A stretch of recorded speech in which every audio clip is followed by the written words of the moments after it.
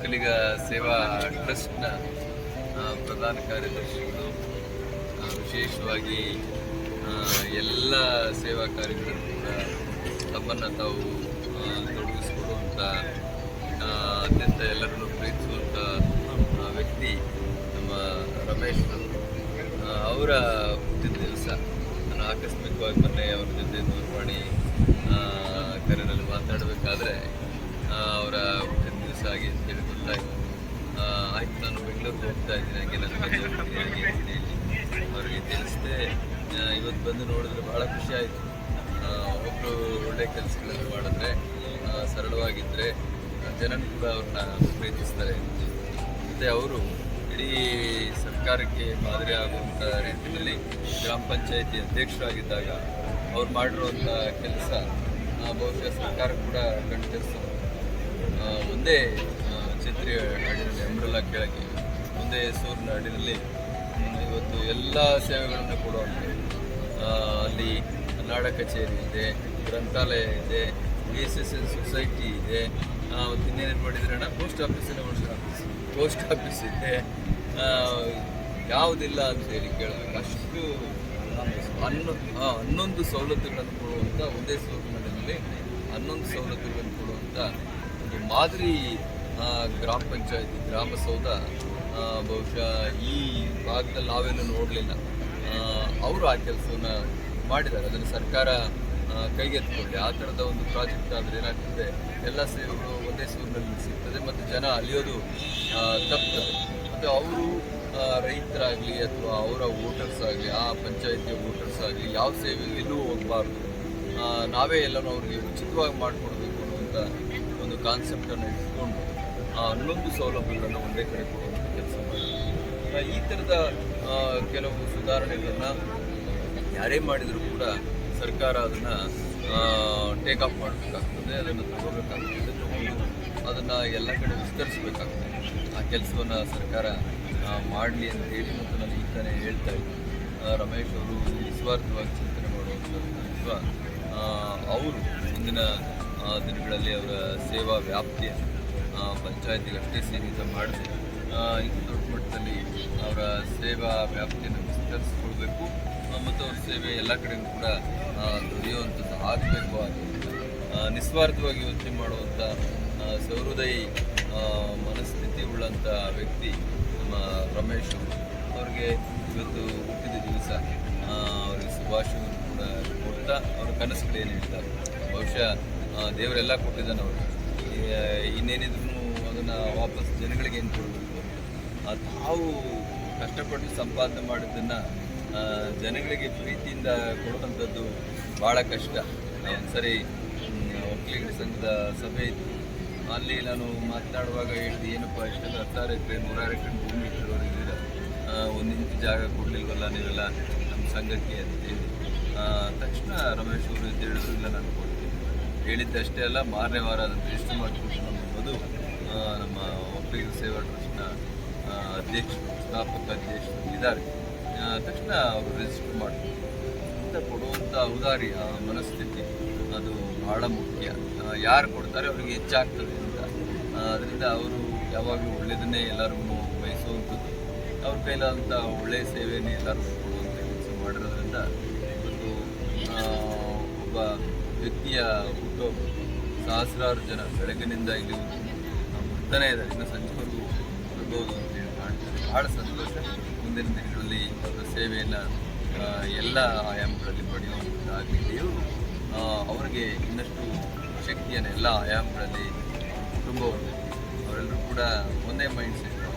ಅವ್ರಿಗೆ ಯಾವ ಜಾಸ್ತಿ ಆಕಾಂಕ್ಷೆಗಳಿಲ್ಲ. ನಮ್ಮ ಕೈಲಿ ಏನಾದರೂ ಒಳ್ಳೆಯದಾದರೆ ಅದನ್ನು ಮಾಡಬೇಕು ಅನ್ನುವಂಥ ಕುಟುಂಬ ನಮ್ಮ ರಮೇಶ್ ಅವರ ಸಹಧರ್ಮಿಣಿ. ಅವರು ಕೂಡ ಆ ಥರದ್ದೇ ಒಂದು ಸಂಸ್ಕಾರ. ಅವ್ರ ತಾಯಿ ಎಷ್ಟು ಅವ್ರಿಗೆ ದೊಡ್ಡ ಗುಣ. ಅವ್ರಿಗಾರ ಹಾಕಿದ್ರೆ ಅವ್ರ ತಾಯಿಗೆ ಹಾಕಿ ನಮಸ್ಕಾರ ಮಾಡ್ತಾರೆ.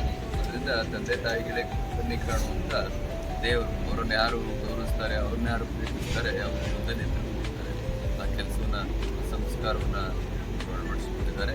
ಮತ್ತು ಅವರಿಗೆ ಎಲ್ಲ ರೀತಿಯೂ ಕೂಡ ಅವರು ಕನಸಿದಂಥ ಸಾಧನೆಗೆ ಅವಕಾಶ ಮಾಡಿಕೊಡಲಿ ಆಗಿ ಅಂತ ಹೇಳಿ ತುಂಬ ಹೃದಯದಿಂದ ಹಾರೈಸ್ತಾರೆ. ಸರ್ ಗುರುಗಳೇ, ನಿಮ್ಮ ಹುಟ್ಟುಹಬ್ಬ ಹಕ್ಕೊತ್ತಾಯದ ಕೂಡ ಬಗ್ಗೆ ಕೂಡ ಮಾತಾಡಿದ್ರಿ. ಕರ್ನಾಟಕ ಆಗ್ತಾ ಹೌದು, ಅದ್ರ ಬಗ್ಗೆ ಮಾತಾಡ್ತಾ ಇದ್ರಿ. ಈಗ ನಮ್ಗೆ ಏನಾಗಿದೆ, ನಾವೆಲ್ಲ ಬರದ ಬೇಗೆಯಿಂದ ಬೆಳೆಯುವಂಥ ಜಿಲ್ಲೆಯಿಂದ ಬಂದು ಚಿತ್ರದುರ್ಗ ಆದರೂ ನಿಮ್ಮ ಬೆಂಗಳೂರು ಗ್ರಾಮಾಂತರ ಆಗಲಿ, ತುಮಕೂರು ಆಗಲಿ, ಚಿಕ್ಕಬಳ್ಳಾಪುರ ಮತ್ತು ಕೋಲಾರ ನಾವು 1998ರಿಂದ ಕೂಡ ಆಚರಣೆ ಮಾಡಿಕೊಂಡು ಪರವಾಗಿ ಈಗ ಒಂದಷ್ಟು ನೀರು ಬರ್ತಾ ಇದೆ.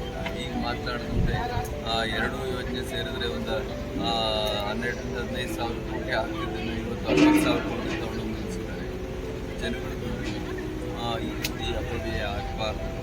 ಯಾಕೆ ಈ ಥರ ಆಗ್ತದೆ ಅಂತ ಹೇಳಿದ್ರೆ, ಅದು ಲೇಟ್ ಮಾಡೋದು, ಡ್ಯೂರೇಷನ್ ಲೇಟ್ ಆಗೋದು, ಇದೆಲ್ಲ ಯಾವುದೇ ಯೋಜನೆಗಳನ್ನು ಕಾಲಮಿತಿಯೊಳಗೆ ಮುಗಿಸೋದನ್ನು ಸರ್ಕಾರ ಅಭ್ಯಾಸ ಮಾಡಿಸಬೇಕಾಗ್ತದೆ ಮತ್ತು ಅದು ಜನಗಳು ಕೂಡ ಬೇಗ ಸೇವೆ ತಲುಪಿಸಬೇಕಾಗ್ತದೆ. ಅದರಿಂದ ಹೈದ್ರಾಬಾದ್ ಕರ್ನಾಟಕ, ನಾನು ಹೇಳಿದೆ, ಹೈದ್ರಾಬಾದ್ ಕರ್ನಾಟಕ 371Jಯಿಂದ ಇವತ್ತು ನಮ್ಮ ಇಲ್ಲಿನ ಪ್ರತಿಭಾನ್ವಿತ ವಿದ್ಯಾರ್ಥಿಗಳಿಗೆ, ಮಕ್ಕಳಿಗೆ ಔದ್ಯೋಗಿಕವಾಗಿ ಮತ್ತು ಶೈಕ್ಷಣಿಕವಾಗಿ ಭಾಳ ದೊಡ್ಡ ನಷ್ಟ ಆಗ್ತಾ ಇದೆ.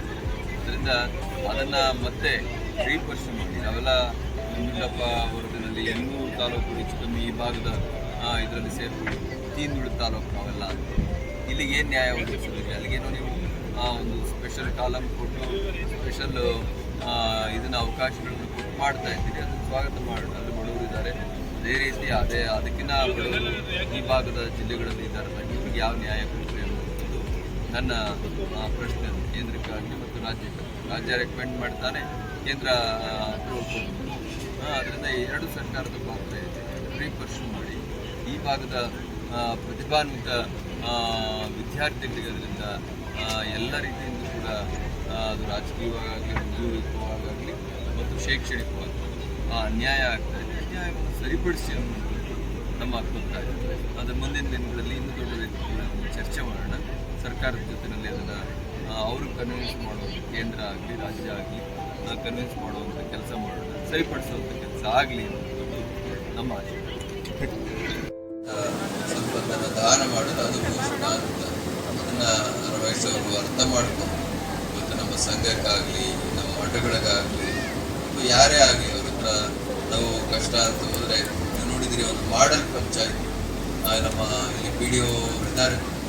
ನಾವು ಹೋಗಿದ್ದು ಒಂದೇ ಶೆಲ್ಟರ್ ನಡೆದಿದೆ. ನಾನು ಹೋದ ಕಡೆ ಎಲ್ಲ ಹೇಳ್ತಿರ್ತೀನಿ, ಗ್ರಾಮಸೌಧ ಕಟ್ಟೋರಿಗೆ ಉದ್ಘಾಟನೆ ಹೋದಾಗ ನಾನು ರಮೇಶ್ ಅವ್ರನ್ನ ಉದಾಹರಣೆಗೆ ತಗೊಂಡು ಹೇಳ್ತೀನಿ. ಬಹುಶಃ ಇಡೀ ರಾಜ್ಯದಲ್ಲೇ ಎಲ್ಲೂ ಇಲ್ಲ.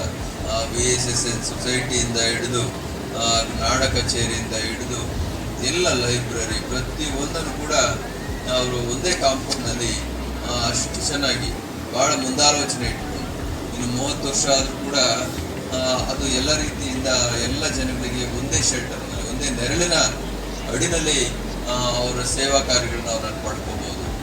ಆ ಥರದ ಒಂದು ಕಾನ್ಸೆಪ್ಟ್ ಬಹುಶಃ ಅದು ಸರ್ಕಾರಕ್ಕೆ ಮಾದರಿ ಆಗುವಂಥ ಕೆಲಸ. ಮಾಡೆಲ್ ಗ್ರಾಮ ಪಂಚಾಯತಿಯನ್ನು ಎಲ್ಲ ಅವರ ಸಹ ನಿರ್ದೇಶಕರುಗಳನ್ನ ವಿಶ್ವಾಸ ಕೆಲವು ಸರಿ ಕೈಯಿಂದಲೂ ಆಗಿ ಅವರು ಅಭಿವೃದ್ಧಿ ಮಾಡಿರುವಂಥದ್ದನ್ನು ನಾವು ನೋಡಿದ್ದೇವೆ. ಹಾಗಾಗಿ ಅಂಥವರ ಅವಶ್ಯಕತೆ ಗ್ರಾಮ ಪಂಚಾಯತಿಗೆ ಅಷ್ಟೇ ಸೀಮಿತವಾಗಬಾರ್ದು, ಬೇರೆ ಬೇರೆ ಆಯಾಮಗಳಲ್ಲಿ ನಾವೆಲ್ಲ ನೋಡ್ತಾ ಇದ್ದೀವಿ. ಇವತ್ತು ಒಳ್ಳೆ ಜನಪ್ರತಿನಿಧಿಗಳು ಸಿಗಲಿ ಅಂತೇಳಿ ಇವತ್ತು ದೇವ್ರನ್ನ ಕೇಳ್ಕೋಬೇಕಾಗಿದೆ. ನಿಮ್ಮ ಶಾಸಕರು ಕೂಡ ಬಂದು ಪ್ರಶಂಸೆ ಮಾಡಿ ಹೋಗಿದ್ದಾರೆ ಅವ್ರನ್ನ.